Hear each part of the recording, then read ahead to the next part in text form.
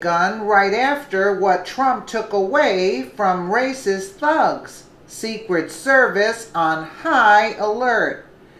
If the left was looking to legitimize their efforts to whip the masses into a frenzy, they're not there yet. The liberals like to make sure that everyone knows they're a friend to the underprivileged, and we're going to bat for the welfare rights that so many of them hold dear. While the welfare program is one that a lot of people legitimately need because of some sort of extemporaneous circumstances, we can all agree that it's been exploited almost beyond what it can bear. That exploitation has taken place by those who think that the world owes them something and have decided it's okay to give in to their violent urges when those things they feel entitled to are threatened.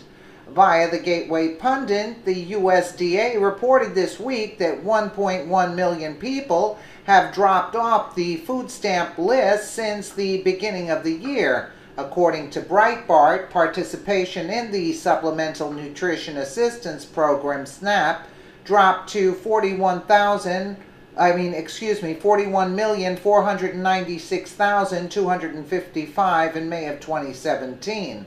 The most recent data available from the USDA from 42,691,363 in January of 2017 when Trump took office. To most Americans, that was welcome news, but not to this group of gangsters. These young men flashing guns released a video threatening to assassinate President Trump for taking their mama's food stamps. Gangster with a gun, I'm laughing, but it's not a laughing matter. I really want to go to war with Donald Trump because Donald Trump wants to take food stamps from my mama. And that's all the blank she got. Blank, warning, strong language. But this is a tweet by Red Pill. If you take my mama's food stamps, we're coming after you, Trump. I'm dying right now. Hashtag Black Lives Matter. Let's take a quick listen to this lovely video here. Hey, say, look, you don't want my problems, I just got my titties done. Yeah. This a seat cup, I got 100 on the gun. All these fucking drums, all we know is red rum. Come through in this front, we gonna show you a well start. Now, what up, bitch? Drum game, bitch. Drum game, bitch. Fuck your 50, nigga, get 100, nigga. We got K's out here, look. They can't hear that bitch, look. They can't hear that bitch. Man, what it is, nigga? What up, nigga? Keep that fucking macaroni. Y'all know what's up, nigga. Let's get it, nigga. Let's get it, nigga. 100 round, nigga. 100 round, nigga. Let's get it, nigga. Bitch, let's go to war. Let's go to war, nigga.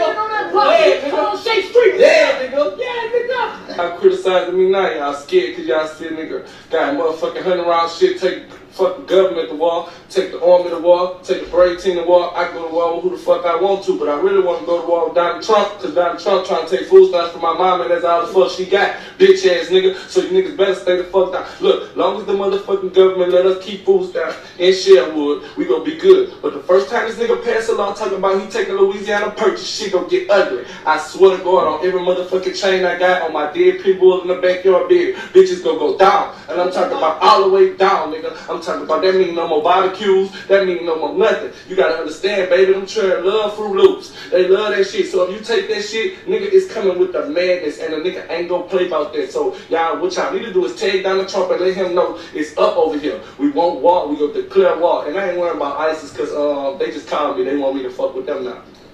Yeah, we got the drums, bitch, and grenades, but I'm scared to throw them. Well, this is very lovely, right? I'm sure you all agree. This message started out disturbing and not so vaguely violent, but then the threats dissolved into no more barbecues and we love our Fruit Loops, and things just got a little bit weird up in here. Of course, the whole tirade was an emotional rant, but that last part showed the emotional maturity of the guy who's waving around guns and threatening the president. I hope these jokers aren't brazen enough to try and take action against this monster that the media has created and put the president's face on, but they might just be lacking in judgment enough to do it. Freedom Daily reported on the traumatic event that these fine, upstanding Democrats speak of. The president promised to cut away the bloated and unproductive system that allows the able-bodied to mooch off the taxpayers, and he has done just that. According to new reports, more than 1 million Americans are now off of food stamps since the president took office, and that decrease was just what the numbers showed as of May of this year. Via Dennis Michael Lynch, the latest U.S. Department of Agriculture USDA statistics on food stamp enrollment now show that since President Trump took office in January of 17, more than 1.1 million Americans don't have to take welfare in the form of food stamps anymore. Participation in the Supplemental Nutrition Assistance Program, SNAP, dropped to 41,496,255 in May of 2017, according to the most recent data available from the USDA. This number is down from 42 million, 691,363 in January of 2017 when Trump took office. In just the first few months of Trump's presidency, SNAP enrollment decreased by 2.79%. On average, food stamp participation in 2017 has fallen to its lowest level since 2010, and the latest numbers show that this trend is continuing. In case you're wondering what those numbers mean, the breakdown is that for every month this administration is running the country, they're on average reversing a year's worth of damage done to the welfare system done by the prior administration. If you're a Democrat, it makes perfect sense that you'd want as many people as possible on government assistance.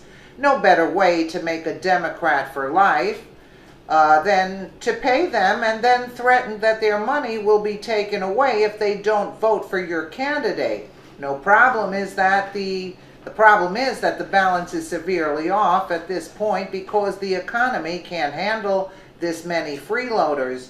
President Trump gets that and is doing something about it.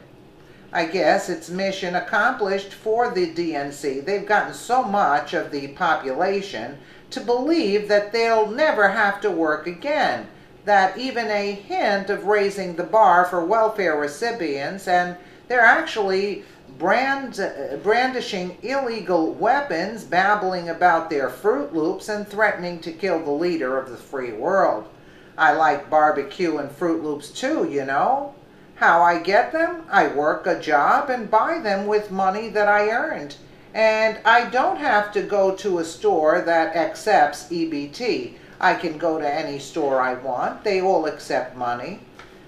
I get it if I had to depend on some unknown entity for money. I'd be stressed too, but the best way to deal with that stress is to circumvent it altogether by getting off the taxpayer's dime.